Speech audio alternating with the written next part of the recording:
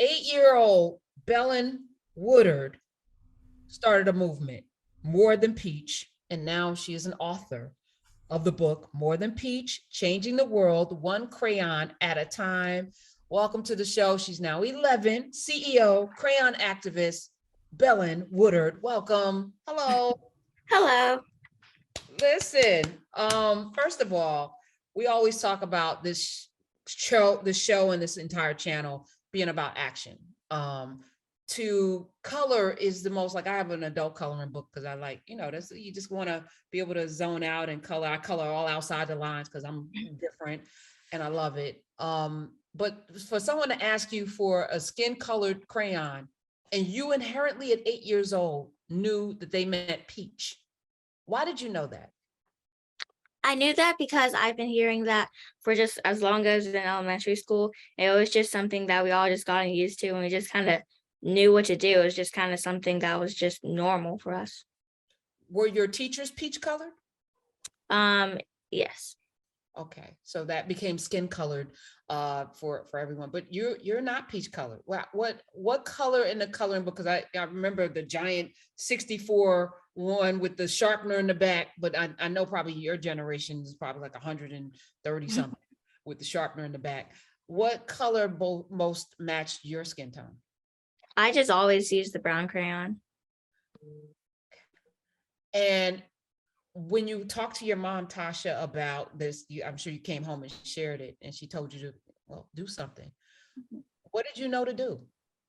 Well, she suggested for me to next time hand over the brown crayon because that was my skin color. But I didn't want to do that because I knew if I didn't like being handed the peach crayon, which wasn't my color, nobody that wasn't brown wouldn't like being handed the brown crayon if that wasn't their color.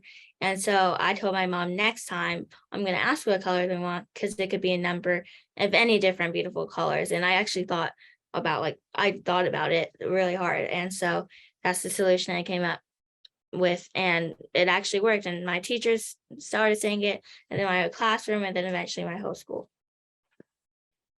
I just want y'all to just sit in that. An 8-year-old had the foresight because her mom was like me. Give them the brown one. Let them see how that feels. Give them the brown one. And you, I wouldn't want to do that because I didn't like how it felt. Wow, that's the epitome of treating people the way you want to be treated. It's the thing that we're taught to believe, but very few of us. So your mom did something right. She put that in your spirit. Okay, so the book, you're an author, you're 11, you're an author, you're 11. What was that process and why did you want to do a book? Tell us about it. So I actually started writing my book back in 2020 during quarantine after we first got shut down with school. And so I started writing that. And then we actually did some work with Scholastic before. And so then we started working together. And so so now they're publishing my book and my books, plural, that are going to be coming out soon. And so, yeah. And so it's been about 2 years, but we finally made it, and I got to choose my illustrator, and we worked really closely with her. Her name is Fanny Liam. And I wanted to write my book because I really wanted to just give kids a visual of the moment of what happened, and so they could know what it was like, and so they can be inspired to make changes in their own communities. And yeah. So, Bellen, I have a question. How did your classmates feel when you actually started doing the different color crayons and implementing that in the school system? What were some of the conversations that you all had, like around the lunch table or whatever? So they were and still really are impressed. And because I mean, they would go with anything. And so there wasn't any like, no, let's not do this. It was just like, really was supportive. And and still is really supportive of all my classmates, and all my friends are really supportive of all of this. And I'm so happy that they really took this in and really helped with this, because this definitely, if they didn't do this, then it definitely wouldn't be what it was.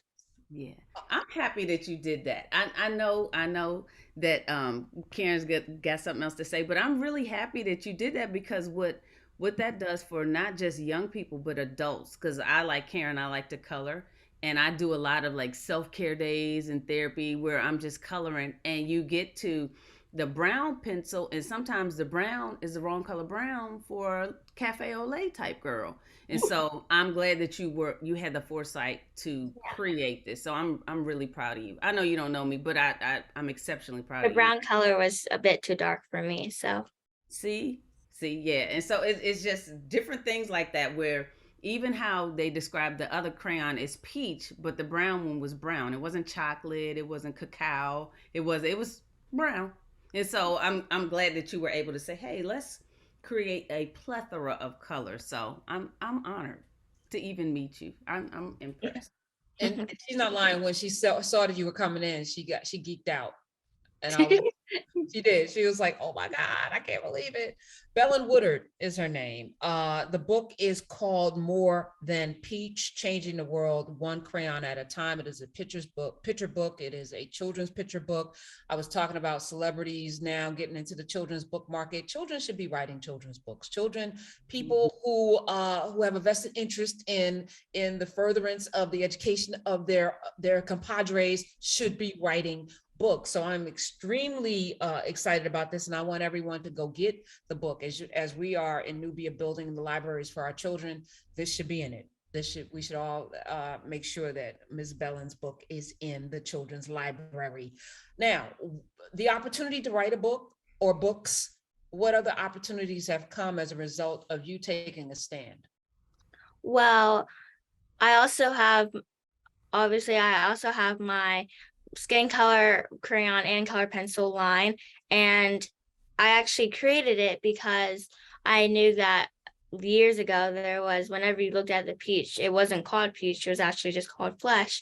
And so that made kids know, or that let kids know that that was the flesh color. But obviously there's more than one skin color, or there's just more skin colors than just one shade of peach or one shade of brown. And so when I created my crayons, I had, or my colored pencils, I had everyone in mind, and I made a bunch of different shades, and they're all named after natural landmarks because they're made of color, but they also have a sub name of skin color. So when they pick anyone up, they know that these are all skin color. And so I have those, and then I also, they're in Target shelves now. They're coming into Target shelves now, and they're online on Target. And then I also have a journal coming out in spring 2023, and I'm also donating, and yeah. All of that. I'm on the morethanpeach.com website where folk can buy the crayons. We grew up with a certain kind of crayon in our school. Now your children can have crayons developed by a young melanated 11-year-old who will be 12. When's your birthday? My birthday is in December. Okay, so she'll be 12 in December, and so she's the CEO. So how do you are you involved in the management or of your business, because you're a CEO, you are a businesswoman? How does that play into everything else you have to do day to day? Well, I have a lot of like visions on how I want to do things. And so my mom and my dad definitely helped me with all of those to make sure that, obviously I can't do any and everything, but they definitely make sure that I can do at least some of these things. And I'm still doing a lot of kids stuff. And so I'm still, because I'm actually a dancer and I'm going on point. I just got fitted for point shoes. And so I'm doing a bunch of kid things like playing with my friends, going to the pool, and all of those things. And so yeah, I have these calls. I actually had 12 calls the other day, but yeah. All right. We had Misty Copeland in, and she was talking about the flesh colored on point shoe, like even the tights and all of that. And I didn't know that the tutu was modeled after Black women's body, like the fullness of a Black woman's derriere. I'm learning all of our influence. Are your on point shoes flesh colored, Bella? Well, so what happened is I actually just started work. Well, not just started, but when I went to my dance studio, I was wearing skin color ballet tights instead of pink, because pink were for like those lighter skin tones. And then for my point shoes, I actually had to order them because in stores they have like those pink, but they also have like a line of skin color that they have to get special made, but those will be there. So I am getting skin color point shoes. 866-801-8255. Bellen Woodard is here. She has a movement. It's called More Than Peach.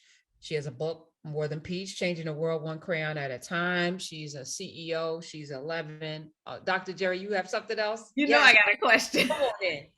So, Bellen, how did the adults receive you when you went to do your presentation? Because all of what you're doing, like people may see the fact that you created a coloring book and you created not necessarily a coloring book, but the books you have and the crayons. But a lot of that is presentation. Like when you're meeting with Target, you have to engage with them in order for them to have your stuff in the store. How did you find it being between 8 and 11 when you had to pitch it, when you were talking to them? How did those adults receive you?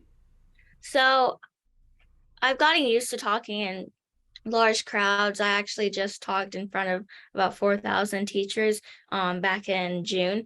And so, but I still get nervous. I've gotten used to it, but I still get nervous.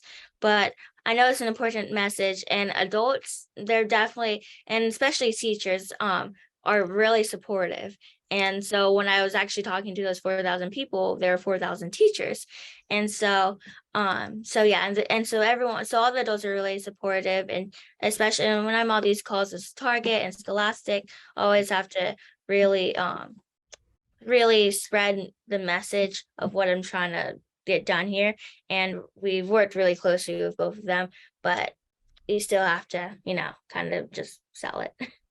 And I see this going international, definitely global, because you got so much color variation in the world. So yeah. Come on. 866-801-8255. I couldn't agree more, Dr. Jeri. Bellen Woodard is here. More Than Peach is the book. Let's go to JT in Virginia. You're on the Karen Hunter Show. Welcome. Hello, how are you all doing today? Awesome. Good. Good afternoon, Karen. Good afternoon, Dr. Jeri, and good afternoon, Bellen. I just wanted to say thank you so much for being an activist for the crayons. I'm a second grade teacher, and I teach activism to my second graders. And so you are going to be our newest activist that I add to our activist wall. And we will definitely be using your crayons in my classroom. Oh, thank you. I was just saying, anyone that is teaching, let's throw out the old, and if the old is straight jacking, because it looks like other people are using all multicolors now for flesh. Bellen, I think they're borrowing from you. We should make sure that we double down and buy our crayons for our babies. More at peach.com. Your mom is sitting there. Hi, Tasha. I have a question for you before we go. You have, you said 4 boys and Yes. then Bellen. 4 Yes. boys and then Bellen. What did you learn from raising 4 boys that produced this behemoth of a human being? Oh, thank you so much. So, I think one of the things that we learned, and the boys are certainly Bellen's, Bellen's biggest fan. She is there, she's vice versa. But one of the things that we learned was really to trust them, right? And to really kind of allow them to take academic risks, to be able to, I think one of the really important things was for them to be able, even before they entered into those spaces, right, to be able to really just appreciate and value who they were, to sort of explore, to really kind of go into it. We were hoping that they would go into it really just eager and curious.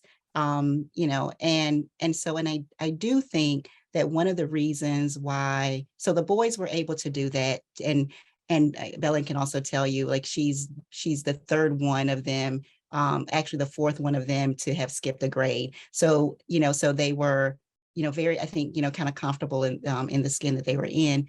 But I think one of the things that and that really motivated Bellen, or one of the things that I attribute to her starting More Than Peach, was that she did appreciate the space. She really did feel like the space was her second, or should be her second home. And so when something kind of came to interfere with that, I think she instantly was able to sort of recognize it, right? Like she saw it as this aggravant, and she was like, wait a minute, hold on. Like, What I was going to say, Tasha, something was fomented in your household, in that Woodard household, that gave Bellen and your other children the confidence, as you said, to advocate for themselves. We talk about advocacy. Dr. Jeri was talking about last time she was here. Most of us are afraid to advocate for ourselves. We always feel the authority is the last word. For Bellen to be able to have the wherewithal, something was going on in that household that you and your husband laid down. You want to tell us a little, give us a little secret?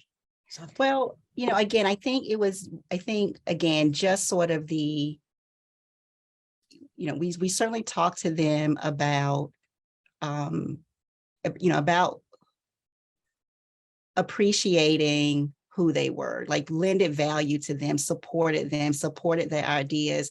I don't know necessarily that we talked so much about, about skin color and, things of that nature, but we did just talk about all of them, like all of who they were, how much we, like, how much, like, when Bellen would wear her biggest afro, we would celebrate that, and we would talk about how beautiful it was. And, when just, seeing her on a summer day with with her skin getting, even more, even tanner, and we would talk about how beautiful that was.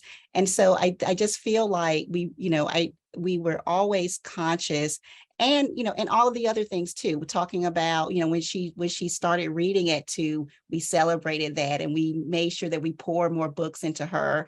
And, and so it was just constantly trying to support those things, like whomever she was becoming, and whoever they were becoming, just trying to be there to support that person without sort of imposing, trying to make them to be the people that we thought that they should be, but really giving them the wherewithal, or hoping to at least, to be able to explore that and become that person that they wanted to become. That's the blueprint. Empowering your children to be all of the things.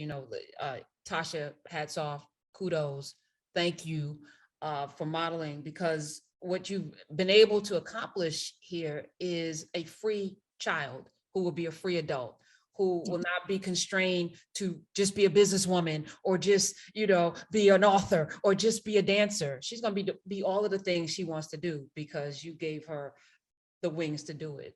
And that is our hope. That is our sincere hope. And that's so funny that you said that, because we've actually been talking about that very thing, about just not being boxed in, allowing herself to just do and explore as she always has been.